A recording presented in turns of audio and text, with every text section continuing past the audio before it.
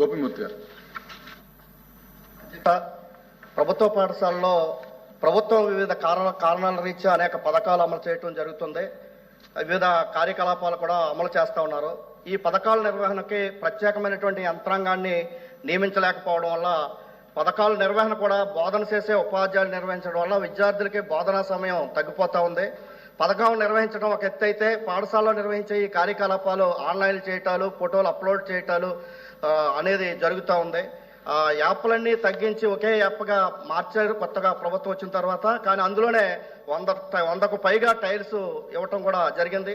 రెండో వైపు కర్మయోగి, విద్యాశక్తి లాంటి అనేక కార్యక్రమాలతో ఉపాధ్యాయులు సతమతం అవుతున్నటువంటి పరిస్థితి ఉంది. ఈ సంవత్సరం నుంచి విద్యా రంగంలో పరీక్షా మూల్యాంకాన్ని క్లిష్టతరం చేసి ఒక రోజులో పరీక్ష పెట్టి పేపర్లు దిద్దే పరిస్థితి నుంచి ఆ పుస్తకాల రూపంలో పెట్టడం వల్ల ఆ మూల్యాంకనం 10 నుంచి 15 రోజులు దాంతోటే కుస్తీ పట్టి బోధనకి దూరం అవుతున్నటువంటి పరిస్థితి ఉంది. బోధనేతర ఆన్లైన్ పనుల నుంచి ఉపాధ్యాయులు బోధనకు దూరం అవుతున్న పరిస్థితులు ఉన్నాయి. కాబట్టి ఉపాధ్యాయులకు బోధనేతర పనులు తొలగించి బోధనకే పరిమితం చేయాలని చెప్పి ఇతర పథకాల